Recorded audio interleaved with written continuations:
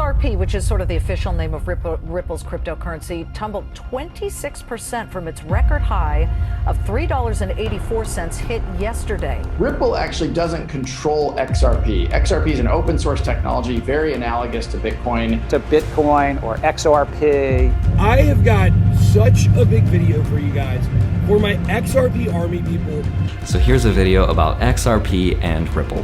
XRP will make a lot of millionaires in 2023 because the lawsuit is expected to end next year. Finally.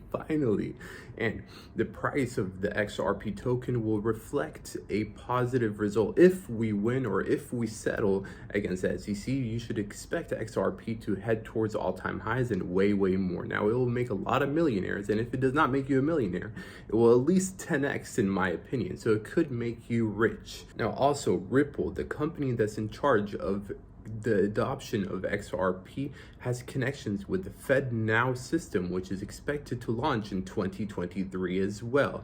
The digital dollar project also has connections with Ripple, and it will benefit XRP. And the United States CBDC is coming very soon. The Digital Euro Association as well has connections with Ripple. So CBDCs are also coming to Europe, to a country near you, and XRP will benefit greatly from that. The Digital Pound Foundation also is in charge of building the CBDC for the United Kingdom and England, and this will also have a very good positive effect for XRP. And it's not just XRP, it's also Quant Network, Avalanche, Electroneum, some other cryptocurrencies that are involved in the Digital Pound Foundation. The United Nations also has mentioned Ripple multiple times, and this is obviously very good for your XRP. The International Monetary Fund, the IMF, also has connections and has mentioned Ripple XRP before, which is good, again, for your XRP.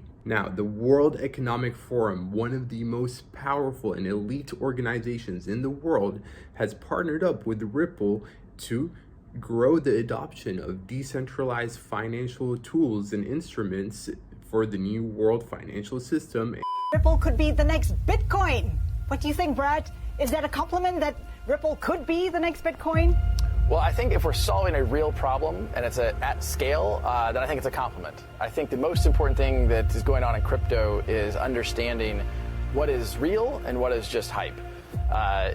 Some, I think, may look back on Bitcoin and find that it was the Napster of digital assets. What I mean by that is Napster was the first to digitize music and demonstrate, hey, if you digitize music, you can do a lot of cool things with that.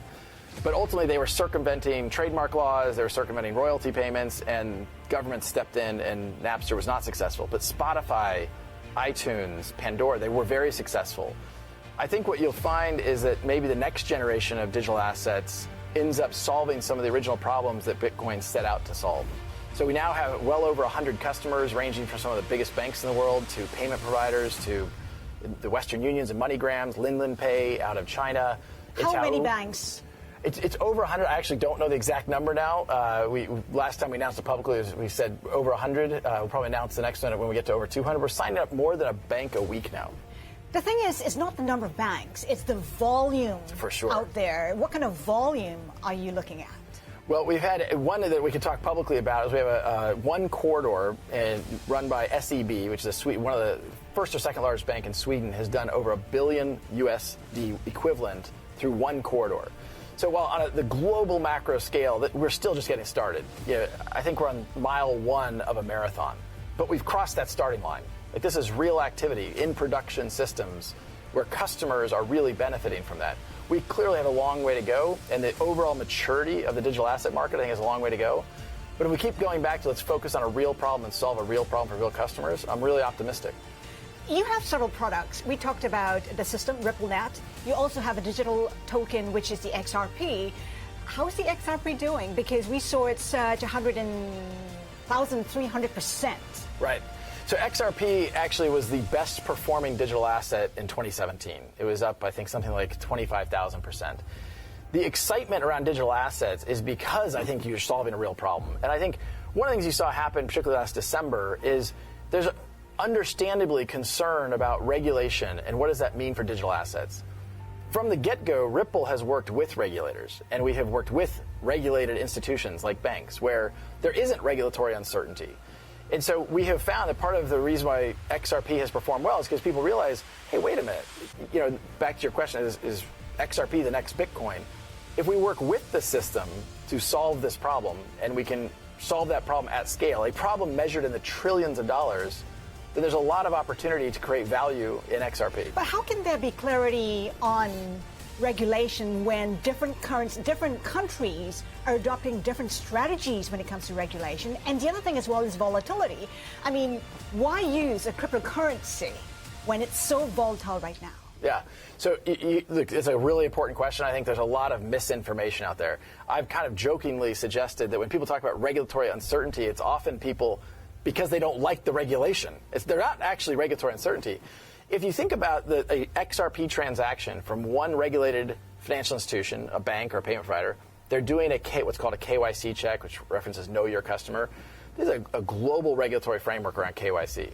That's at both endpoints of an XRP transaction, into and out of. So I think the regulatory certainty actually is much better than people realize. It's just educating banks, regulators about how it actually works.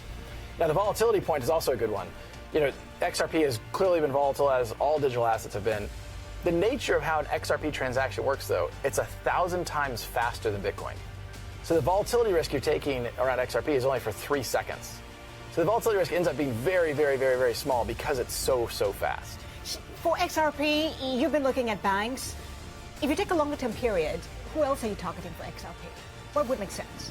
Well, I think any payment provider, we're really trying to solve that cross-border payment transaction. So if you're going, we talked earlier about the US dollar to the Mexican peso. It's one of the corridors we have live with XRP today. You can hold a US dollar, sell that dollar, and buy XRP. In 3 seconds, you can move that XRP to Mexico and then sell the XRP and buy the Mexican peso. Whether you're a bank, a payment provider, eventually even corporates can take advantage of a dramatic decrease in cost and a dramatic increase in speed and how those transactions work. And yes, Ripple does use XRP. A lot of people think that Ripple and XRP are not connected in any way, but RippleNet on-demand liquidity service literally uses and leverages XRP. So if Ripple wins, which they are, XRP will win as well. And the lawsuit again is expected to end next year, so it will have a very good effect for your Ripple XRP. And that is why XRP can make you a millionaire or very rich in 2023.